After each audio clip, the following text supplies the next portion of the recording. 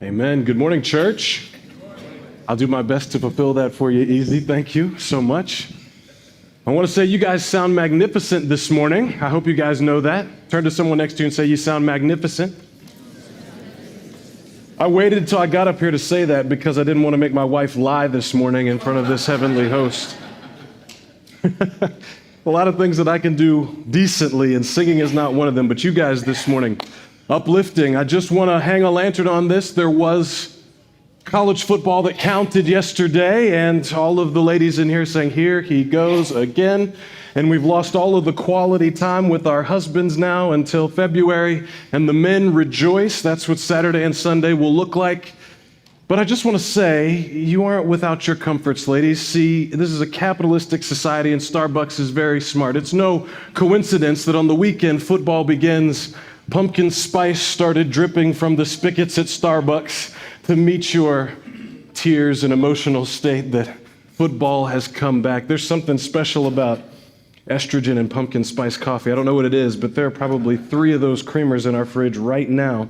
We are getting down to business. So welcome back as we continue our journey of through the Gospel of Matthew and the Gospel of the Kingdom. Last week, we actually looked at Jesus' birth in a way that might have been a little bit new, maybe a little bit challenging, hopefully encouraging. But the point that Matthew was driving at is one that I hope that you will carry with you for this entire study, and even this morning, that you need courage to follow King Jesus. And we need the courage of the kingdom. And today, we're going to continue on, but we will change gears just a little bit today because I'm afraid of all the themes we're going to explore through the Gospel of Matthew, the one that arises today is one of the most important.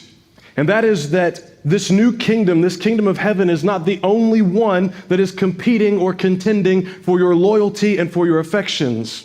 There is another kingdom making claim on our lives, and does it through our deepest desires and fears and the strongest impulses of our hearts. And if we choose that kingdom, we reject King Jesus. And that choice, though it sounds very obvious, might not be as obvious as we assume. So today, we are looking at a tale of 2 kingdoms. And before we talk about those 2 kingdoms, I want to point out something that we can't afford to forget, and that is that Matthew is writing things in a different way than we probably might.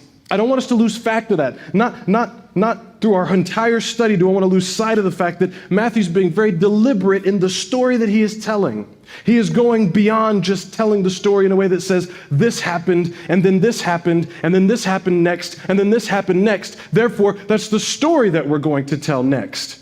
Look, I want us to remember that this is the case with all of the gospel writers. They had so much material that they could choose from to put down and preserve. As a matter of fact, when John writes his gospel at the very end, he says something like, if we filled all the books that the world contains, we still couldn't get everything that Jesus did into that library. But these things have been written so that you may know that he is the Son of the living God. And so when Matthew writes, when Mark writes, when Luke writes, when John writes, they are writing deliberately and on purpose, maybe to say this happened, then this happened, but not just because it happened next. Everything that is in this gospel is there because it's supposed to reveal something to us about Jesus, about God, about ourselves, and in this case, the nature of the kingdom. That's going to become very important over this week and next week. And so I want to start asking different questions. As we're going through this, you might be thinking, okay, what happens next? How did this chronology work out? And I want to suggest a different question. Not just what happened next, but let's go further and ask, why did Matthew include this? Not just what happened next, but what's the significance of writing it this way? There's some weird language there. Why is he choosing this language to try and convey this point? And he's pulling out these scriptures from the Old Testament. And what is he doing with this scripture? And what does that actually mean? What Matthew does here in this text that we're going to explore today, and I just got to be upfront with you, we got a lot of ground to cover today. Last week we were in like 3 verses for probably like 74 minutes. And today we're going to try and do all of chapter 2 in like 73 minutes. Does that sound like a good deal? Good deal? Okay, we got a lot of ground to cover, but we want to ask, why is this story about the early life of Jesus the one that Matthew includes? Because it's unique to his gospel. And every gospel's very selective, so he's trying to tell us something. So we're going to explore deeply and quickly. I'm just going to rehash a little bit of the text here, and then we're going to get into something that I find very interesting. Hopefully you will too. It's talking about Jesus being born in Bethlehem in Judea in the days of Herod the king. This is Herod the Great of history. More on him to come. Behold, wise men came from the east of Jerusalem saying, where is he who's been born King of the Jews? I just want to stop here for a second because reading the rest of the text will only take me back to this question that happens very early here in verse 2. This story is actually very famous. Everybody growing up in the church or not in the church kind of knows the birth story of Jesus. It's famous in that Christmas iconography that we talked about a couple weeks ago. We know about the wise men coming and bringing gifts of frankincense and gold and myrrh. It is one of the most famous stories in all the biblical narrative. There are songs about it in Christmas carols talking about we three kings. That's what this song is about. We come and we bring gifts. And I just want to say, let's make a couple qualifiers. There might have been three of them, but there might not have been. The text doesn't say that there's three of them. It could have been more. I mean, who knows? That's kind of a small party for a quest of that level and grandeur at the time. But they did bring three gifts. And the second thing is this. These magi kind of got something right. They were magicians or soothsayers or astrologers, people that in our modern society we would look down on and say that's, of course, the world of antiquity, and they believed in all sorts of superstitions, and they were doing the astrology charts before anyone else. But you need to know that these guys were actually the elite intellectuals of their time. So back in those days, the magician or the magi were the guys who knew more than anything else or anyone else about how the world worked. And that might sound crazy until you realize that there's this thing with humanity that we all kind of benefit from and work in, and it's a historical snobbery, where things that we look back on not too long ago seem very quaint and uneducated to us. And to us, thinking about these magi being the peak of intellectual and educational might at the time seems really silly, but you don't have to actually go very far back, even in our common experience modernly, before you start seeing that experts usually don't know what they're talking about. It was, I don't know, 10 years ago they told us that eggs would kill you. And now we know that eggs are one of the best things that you can eat. There's always going to be something that an expert says that we can look back at 10, 20, 50, 100 years later and say, how quaint. And I promise you 100 years from now, there will be somebody looking at us. And if this copy of this message still exists somewhere, they'll probably watch it and say, that dude needs a bigger jacket and bless his heart for those weird ideas and opinions he has. Probably what they're going to say. I just want to say we can't afford to look at these magi and dismiss their opinions or their standing in the world, because look, they did get something right. How did they accidentally end up at the birthplace of Jesus? Through their understanding of astrology and their magician a repertoire that they had available to them. There's something going on here, and they are from the east. If you were going northeast in the world at that time, you would have run into Persia, but directly east would have been where Babylon was and had been through all antiquity. And so the question that I have is not how they figured out how to get here, but what were they doing? Like, these guys, probably from Babylon, and we know this because that word for magi is the same term that you would get in the book of Daniel when Daniel's in Babylon and he's working with the magicians and the magi and the soothsayers and the astrologers, the high-level intellectuals in that society. And we know that these guys are living in a world where everything is interpreted by astrology.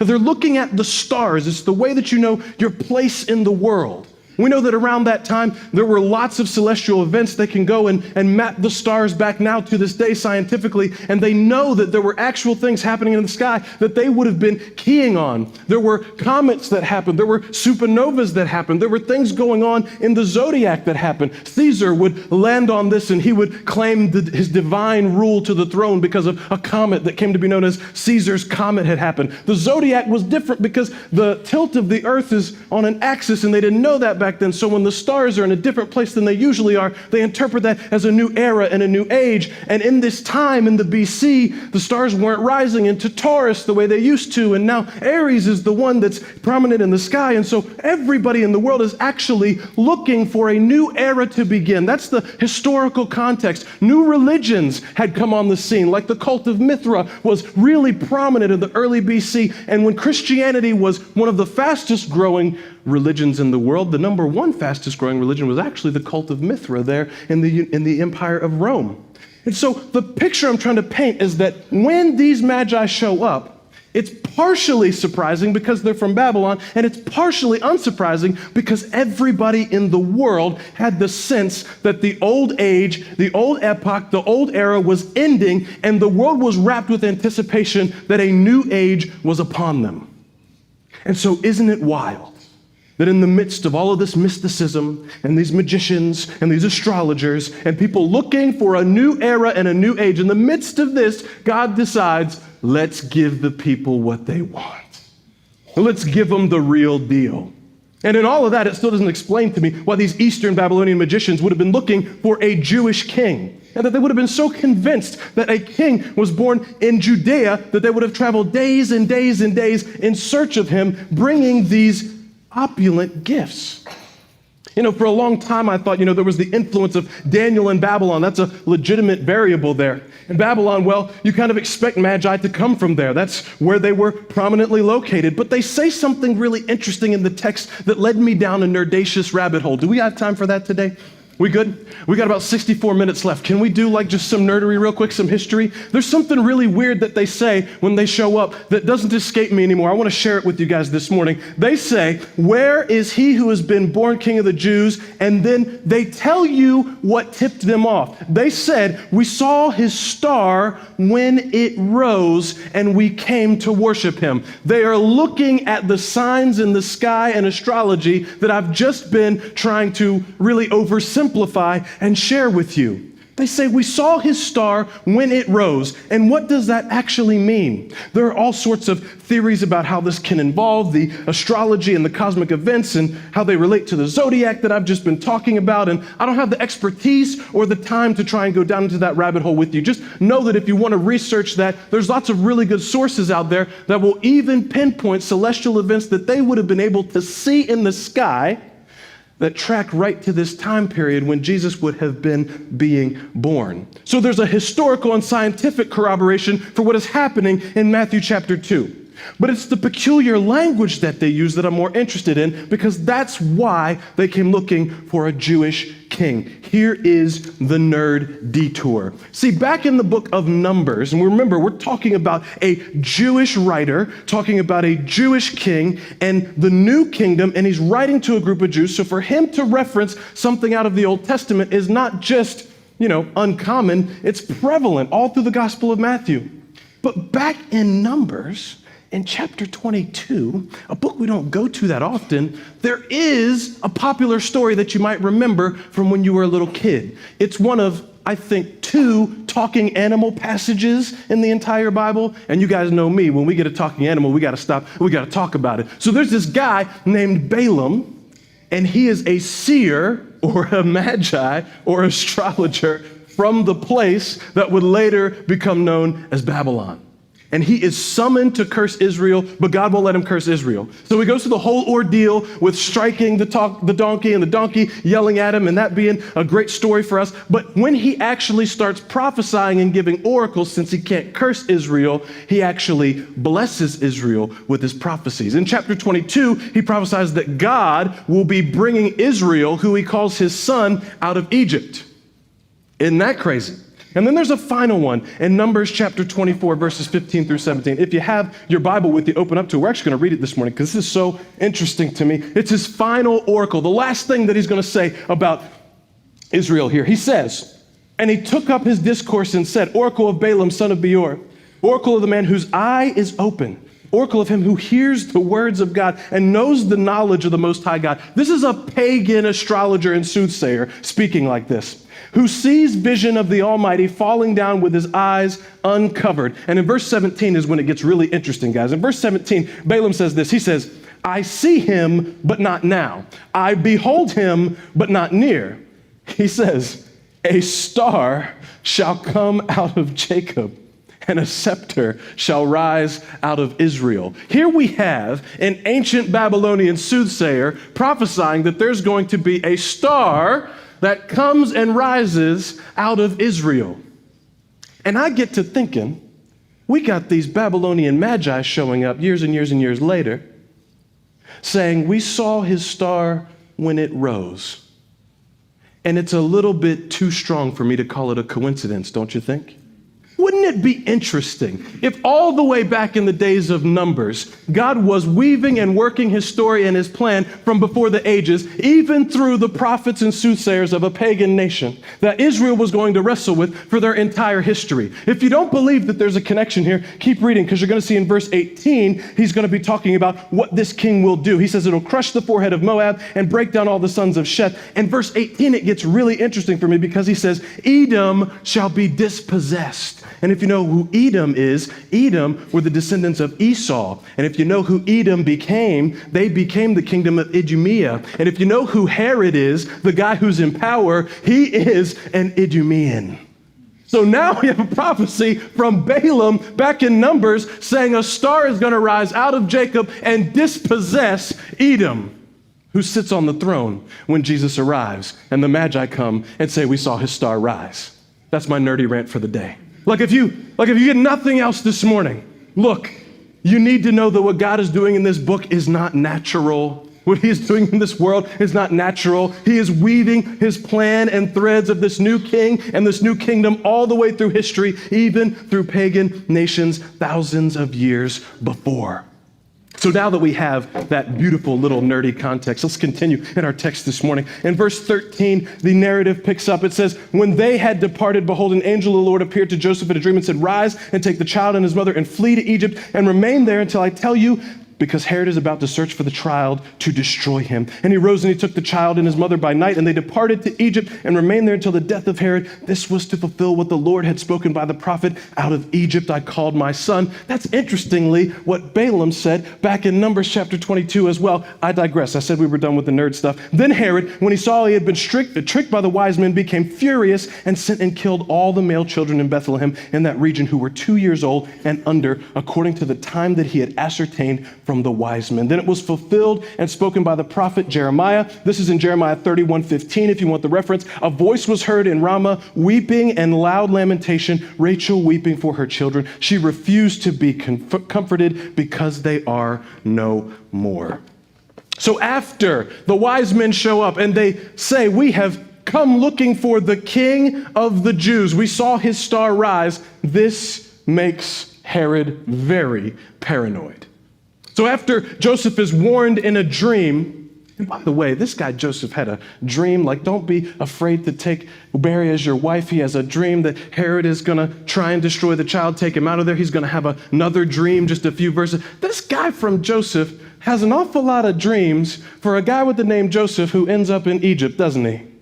Do you think Matthew might be doing something with that? I just hold on to that. More on that next week. What you need to know that in Alexandria, Egypt, there was actually a huge Jewish community. There were over 1 million Jews in Egypt at that time. And if you had political problems, if you were in trouble, that's where you would go. If you were a victim of oppression, you would go to Alexandria. A great library there. It's where they penned the Septuagint. There was a big Jewish influence there. And I want to pause here just for a moment because in my experience, we have a tendency to focus on the miraculous nature of this story. Joseph's dreams are there. That sticks out. We've got these magi, we've got Egypt, we got all of that. But I got another question because I kind of always skipped over this. I want to know, who is this Herod guy?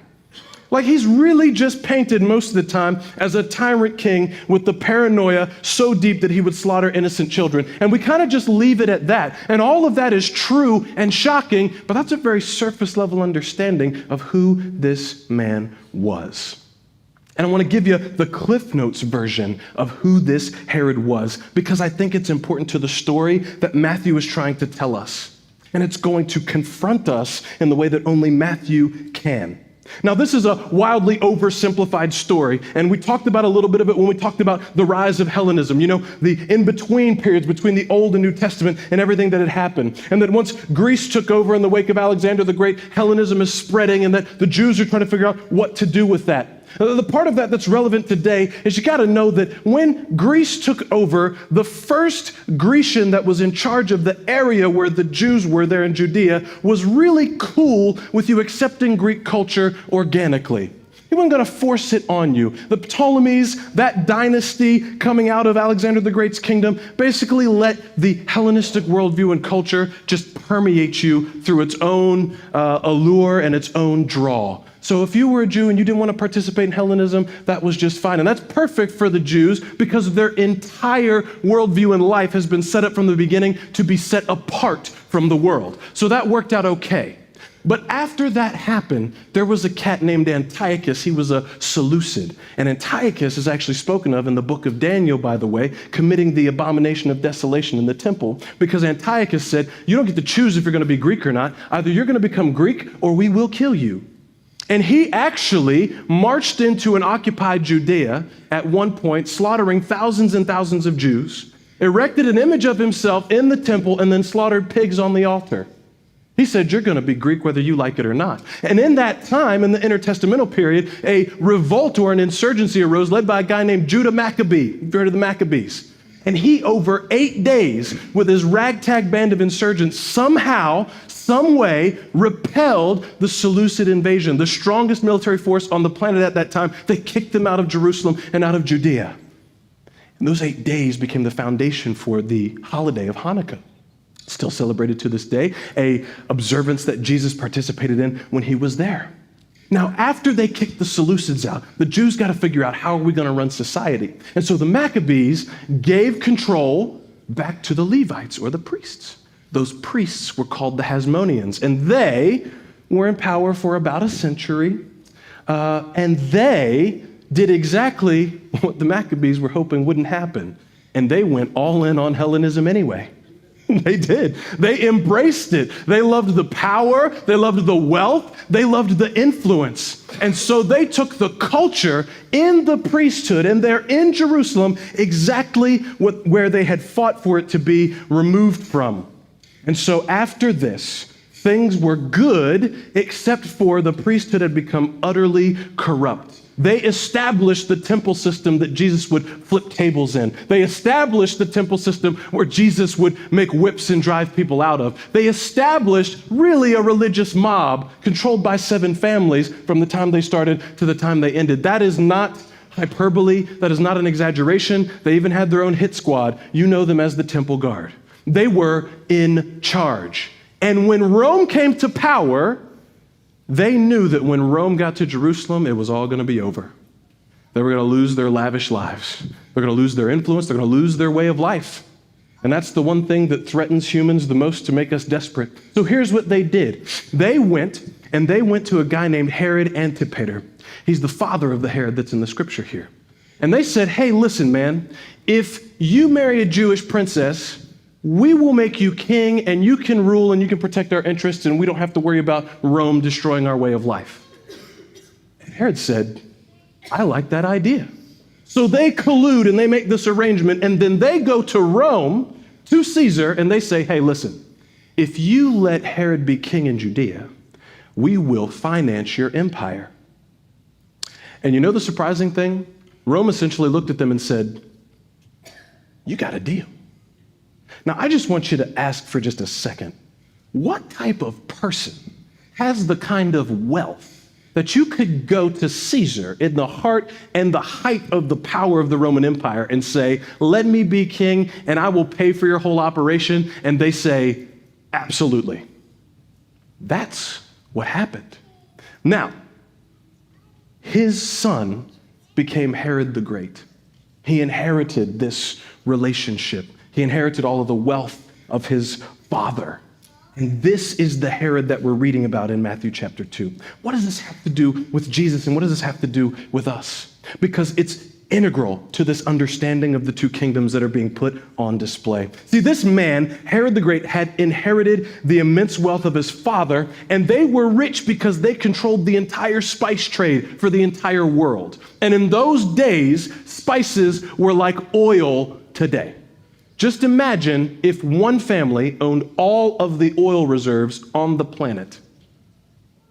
Yeah, I mean, we're talking about a level of wealth that doesn't even exist today. I'm not exaggerating. Some economists will say that Herod the Great's gross domestic profit was 100 times greater than the entire region that he ruled. We're talking about a guy way richer than Solomon was. We're talking about a guy who Bezos, Musk, Buffett, all of them would shine his Air Galilee sandals. Like together, they couldn't. This dude is economic Sauron. He does whatever he wants because he can do what he wants. So he's in control of this trade. And history would come to know him as Herod the Great. To this day, this Herod, you can see impacts of what he did in the world all around.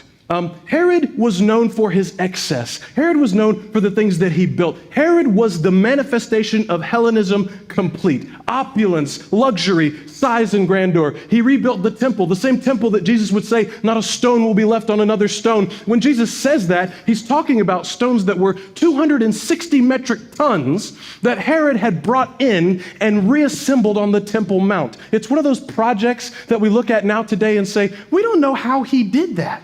Not in a weird ancient aliens way, but in a we can't fit the cranes on the Temple Mount to drop those stones today. And he was all about being known as great, so he would tell his architects to destroy the plans so we have no record of how they did it. We can just guess. These are the types of things that Herod actually did. It was kind of his thing. He built this palace at a place called Masada. It's very famous for a last stand of the zealots. It's literally a refuge and a fortress on top of a mountain in the desert. You guys have been there. You know what it's like. Herod built this, and he didn't just build this. He built it with the largest collection of cisterns and the biggest cistern in the history of the world. There were baths and gardens and piped water on top of this mountain in the middle of the desert. And for a long time, historians said, we don't even think he ever went there. We're not sure he was ever there. They now think he might have been there occasionally, but this is what he does. This is Herod. He builds it because he can. Another one of his projects is called the Herodium. It's a palace that he actually was at. And this might not look like a lot, but guys, he wanted a palace in this region to overlook the territory, and there was not a mountain there to build it on. So you know what Herod did? He built the mountain in the BCs. In the BCs. He just said, guys, we will make it. And Jesus saying to his disciples, if you have the faith of a mustard seed, you could throw mountains into the sea, juxtaposed against what they knew of Herod and this kingdom. Things go a little bit deeper. Look, Herod did things just because he could. By the way, that palace, the Herodium, literally overlooks a little village you might have heard of before called Bethlehem. Yes, that Bethlehem. More on that in just a second. Herod was the richest man to walk the planet. And his desire was to be known as the greatest man who ever lived. He is the most complete manifestation of consumerism and empire and Hellenism, but the world calls him Herod the Great. And this is the Herod the Great that the Magi visit and that the Magi trick. This is the Herod, the one that the world still calls great, who is consumed by paranoia and the pursuit of power, that he orders the slaughter of dozens of innocent children, probably 20 to 30 children based on the size of Bethlehem at that time. And it should give you pause, because we have a tendency to align ourselves with defining greatness the way that this world defines greatness. This is the king that Jesus comes in to the jurisdiction of, into the reign of, that the Magi come to announce. And Herod is understandably hostile to the arrival of Jesus. Just remember that Herod's reaction is not unique. In the Gospel of Luke, we read about Simeon, a guy who prophesies that Jesus' arrival had appointed the fall and the rising of many in Israel, that he was a sign that is opposed so that the thoughts and the hearts of many may be revealed. So here's something that I want you to note, that from the very beginning and in every place, the arrival of Jesus provokes hostility and even hatred. He is powerful. He is offensive. It is foolish for us to assume that we would have the courage of the kingdom and the courage to follow King Jesus and the courage to stand in this world today and assume that our position and our presence and our existence will not be offensive and that we will not be hated for his namesake, which he told us that we would. And one reason is because of the words of the Magi. They heard he was a king. And if you are a king, especially King Herod, and there's another king now, that's going to create a problem for you.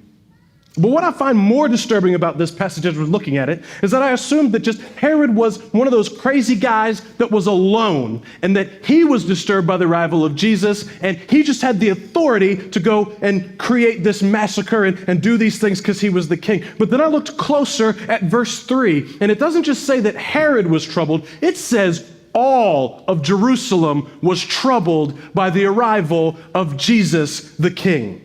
That means that the response that happens is not just indicative of the wickedness of Herod. There is more going on here. There is something offensive about Jesus' claim to this world and this throne to every single one of us. The claim that sees a village of babies slaughtered, and the claims that Jesus makes through his whole ministry, not saying that I've come to show you the truth, but I am the truth. Not saying that I've come to show you the way like every other religion, but that I am the way. And not saying that I'll show you how to escape death, but to say I am the resurrection and the life. Those are incredible claims. This Jesus makes claims of sovereignty over every area of existence and life.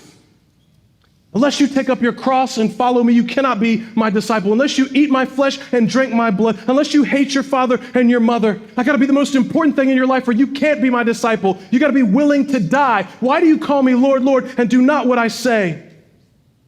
He's not just king of the Jews. This king is the king of everything. When Jesus comes, and the Magi announced this, he is demanding absolute fealty and claiming authority absolutely over the entire universe, over every single one of us, not just Herod. And once you realize the implications of the reality of what Jesus means, you really only have three choices. You can run away in terror, you can react like Herod did and lash out in anger, or you can bow in complete surrender. And if you have any other response, I would suggest you just don't understand who you're dealing with yet. And you don't know what it means yet. Because once you know, deep down, everyone is opposed to those claims. Every one of us naturally hates those claims. Herod was wicked and twisted and paranoid, but he responded to Jesus the way that he did because he understood what it meant that Jesus was there. And people will constantly take up stones to try and kill Jesus through his entire ministry because they understand the gravity of what he is saying, and we hate it. I think we have to ask ourselves as Christians here in America, do we really understand what it means when we say King Jesus? Are we in the middle? Are we tepid? Are we honest? There are two kingdoms presented in this text, and one of them encourages us and invites us to be comfortable in every way, even our religion. It's the fullest expression of Hellenism. It's the Western world we live in. But if you understand what Herod understood, your natural heart will rise up against it. It's what we all do. There's something in the human heart that resents anything having authority over it. From the time you were small and you realized you could do things, one of the first things you uttered besides mama and dada was, I can do it. There is something intrinsic about us as humans. We hate it when people tell us what to do. We want control. We lust, we desire it. We need it. And it's even worse for us here in America. Look, we love our rights and our life and our liberty and the pursuit of happiness, and we love our own bootstraps, that American gospel, that Hellenistic cultural matrix. But the Bible says in Romans 8:7, the natural mind is hostile to God. It cannot submit to God. Indeed, it will not. It does not submit to the law of God. And I just need us all to not be washed over and pretending that we don't have the same heart issue that eventually drove Herod to do what he did. That is what is in us all. This is the scandalous thing I'm going to say this morning, so you guys got to wonder if you still want to listen to me. Turn to the person next to you and say, you got a little Herod in your heart. What? When we sound good singing, we're good? But you got a little Herod in your heart? Yeah. Why do you think Paul writes in Romans 7, the things that I want to do, I do not, and that which I do not, that is what I do? Why is it hard to pray for 5 minutes? Even after you're a Christian, your natural disposition is rebelling against the King of the universe. That's why it takes sanctification. That's why it takes discipline. That's why it takes accountability. That's why it takes community. That's why it takes submitting to be in the divine space every day, because the God who is bigger than the universe, you have a direct line of communication to, and it takes something as small as a gnat to break you out of it. All of us war against this. It's why we forget how good God is to us. It's why we worry about outcomes. It's why we lust for control. It's why we do the things we say we would never do again. Herod's heart is the natural inclination of the human heart. I got a little Herod in there, man, and it hurts to say, but I got to be honest about it. I got to be honest about it. Can you look into your heart without seeing a little bit of this in there? Church, I want to challenge you today to have an extreme response to Jesus. If you're in the, I just kind of like the idea of Jesus phase, you don't know who you're dealing with yet. You don't know who you're dealing with, and you don't know your own heart. I want you to have an extreme reaction to Jesus. I want you to be sold out in full surrender. Full surrender. Are you saying, would you rather me be afraid and run from Jesus or lash out and hate Jesus than just be this kind of nice, like, American Christian? Yeah. Because at least then you know who he is. And if you know who he is, you are closer to him. Give him everything. You are not an outsider. Be reconciled to him. Now join me here. We're going to look at verses 19 through 23, and we're going to close this thing down. Verse 19 through 23, Herod, when he saw that he had been tricked by the wise men, became furious, and he killed all the male children in Bethlehem and all the region who were 2 years old or younger. It says that when Herod died later, behold, an angel of the Lord appeared in a dream to Joseph in Egypt, saying, rise and take the child and the mother and go to the land of Israel, for he who sought the child's life is dead. And he rose and he took the child and his mother, and they went to the land of Israel. But when he heard that Archelaus, that's Herod's son, was reigning over Judea in the place of his father Herod, he was afraid to go there, and being warned in another dream. I'm telling you, this guy has got something going on, right? Here comes this dreamer. That's what my shirt says today. I can't help it when I got a shirt that lines up with something the text is saying. He says, he withdrew to the district of Galilee. He went and lived in a city called Nazareth, so that what was spoken by the prophets might be fulfilled, that he might be called a Nazarene. So now we have Joseph, who has had yet another dream, a man of many dreams. They return to Judea, and even though he wants to settle in Judea, he's afraid that Herod's son, who will probably be just as hostile to Jesus as his father, is going to be in power and cause them trouble, so he's forced to settle in Galilee. And not just Galilee in general, but this backwater town called Nazareth. And why is it significant other than to just say, hey, there was something in the Old Testament that said Nazarene, so we can connect this to Jesus? I think it actually goes a little bit deeper. Why, when Joseph was from Galilee, wouldn't he actually look to settle there first? You know, if you read John 1, 43 through 46, it's an account of Jesus calling his disciples, and one of them there named Nathanael says something really iconic. He says, hey, we found the Messiah, and then his response is, Nazareth? Can anything good come from Nazareth? And I identify with that, y'all. I just want to, this is a little personal with y'all this morning. Look, as a West Virginian, I got to tell you something you already know. There are places in this world that people look down on for no particular reason. And you just got to deal with it. It doesn't get a whole lot more backwater. I mean, there's a couple states that help us out, like we're not Bama, or, there's some places that people, but West Virginia is one of those places, man. There are people in Galilee, of which Nazareth is a part, and Galilee is looked down on by Judea, and even in Galilee, they look down on this other Galilean town called Nazareth. It's kind of like being the least of their brothers. Like, you ever been in a place that is of ill repute, but at least you're not the worst part of that place? Like, if I put this in West Virginia context, there's this place called Boone County, and it's unfair because I know some people from Boone County, and it's beautiful, and there are great people there, but they become unfortunately famous because there's a folk hero. I use that term loosely. My grandfather had a resin figure of this guy. That makes you a hero. Named Jesco White. Jesco White was famous for thinking that he was Elvis, domestic abuse, and dancing on the roof of his doghouse. And that kind of came to personify the whole area. If you ever look on Netflix and you see the Wild, Wonderful Whites of West Virginia, yeah, they gave us a real great name. So Nazareth is kind of like the Boone County of Galilee, in my opinion. And we know from other places in the Gospels that people were considered uneducated bumpkins in Galilee. And we know later they had an accent that people could pick out, just like you were from West Virginia or Texas. Let me hear that southern twang. Like if you were from down south, people know if you're from Galilee. And Joseph wanted to level up and settle in Judea, but they were forced to go live in the sticks, baby. And they landed in the most backwoods town you could imagine. And you might be asking the significance of this, and I'm just going to say the reason for this even with the prophecy, is because it is a picture of how God works. It is how his kingdom works. In that world and in this world, everything is about status and appearance and aura.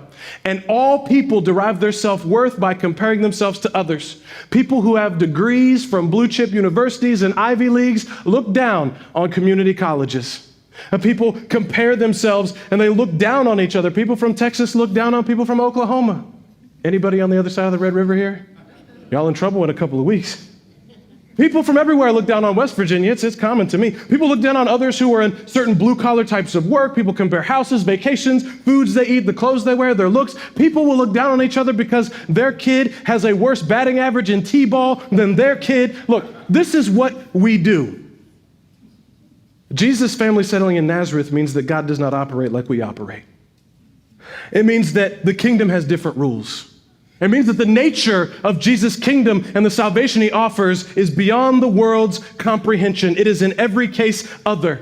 Because he's coming in a society in which the oldest son got all the wealth and the younger sons were nothing. And this is the God who chooses Abel, not Cain, Isaac, not Ishmael, Jacob, not Esau, Ephraim, not Manasseh. And in a time when women were valued only by their ability to provide children and they were disgraced if they couldn't, God works through and chooses Sarah, old Sarah, not young Hagar. He chooses homely Leah and not the bombshell Rachel. He picks Rebecca and Hannah, who were barren, the mother of Samson, who was barren, Elizabeth, the mother of John the Baptist, who previously was barren. Why? Because over and over again, God says, I choose Nazareth over Jerusalem. I choose the woman no one wants. I choose the man no one remembers. David, in comparison to his brother's forgotten shepherd boy afterthought. It's because, is it just that God watched too much Rocky Balboa when did he just like the underdog story? Is that what God is doing? Probably not. It tells us something about salvation in this kingdom that we're a part of. You know, every religion, ideology, politic, philosophy will tell you that the way to get salvation and live a good life is to summon up all your might and your strength and live this way or that way, vote for this person or that person, make these moves or these moves. But this Jesus, along with his claims, comes right out of Nazareth and says, you'll never get it done that way. All the world and all its kingdoms promise to do nothing but crush you because they do not care about you. They will tell you to pull yourself up by your own bootstraps and earn this. You'll find God if you do this or that. But Jesus says, no, you don't go find God out of Nazareth. I am God who has come to find you. You will not be saved through what you do. You will be saved through what I do. And every kingdom vying for your heart right now, every political rally, every other religion, every philosophy wants to appeal to the little Herod in your heart that you don't want to admit that you have. It wants to appeal to the strong. Take it because you deserve it, even if it means shedding blood, even the blood of innocence. The greater good is that your way of life doesn't change. And only Matthew's new king and this new kingdom says, I am for the weak. Jesus arrives and says, I am for Nazareth. I am for those who are strong enough to admit they are weak, for of such is made the kingdom of heaven.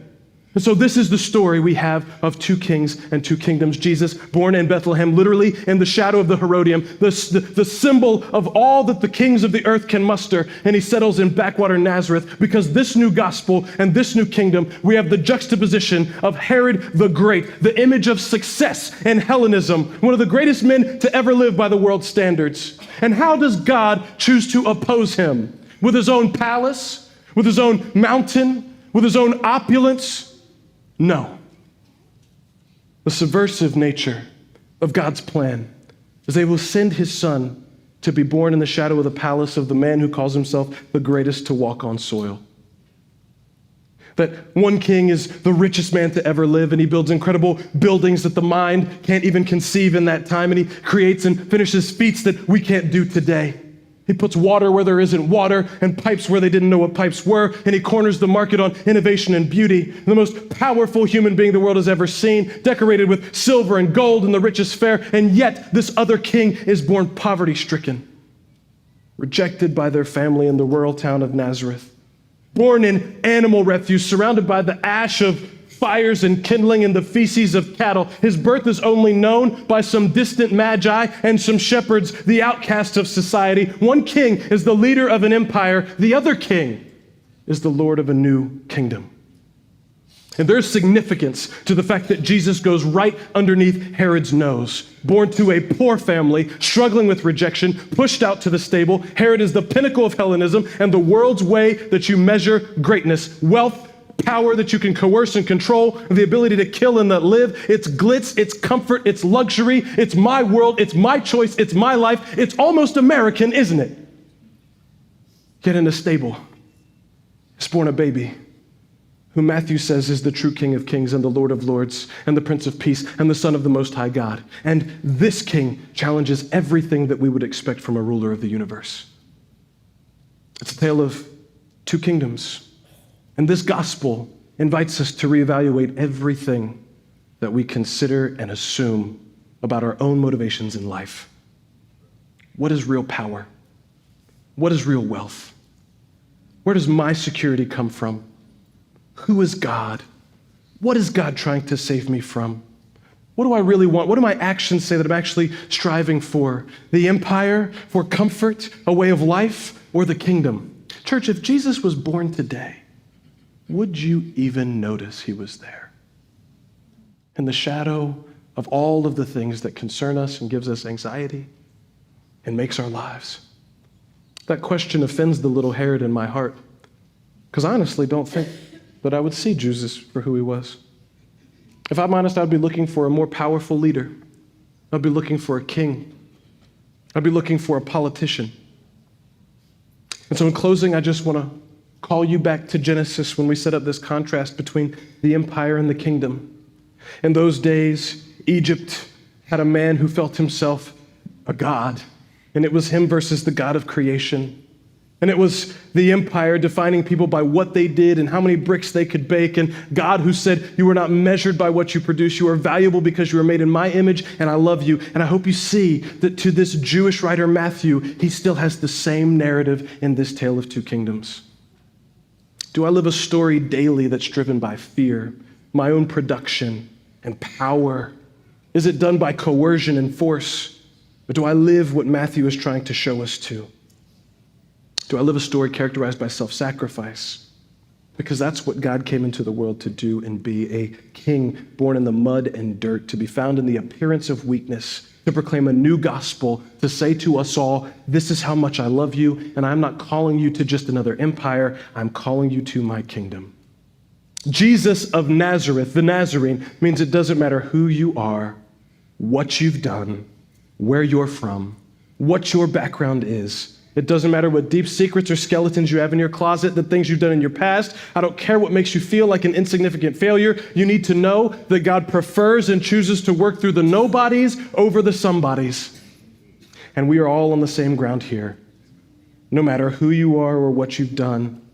When you come into this space, God is removing the dividing lines. There's no outsiders in the kingdom, not even in West Virginia, not even in Nazareth, not even in Leander, who might have been a little bit like Nazareth until Austin started coming north, and now everybody knows your name.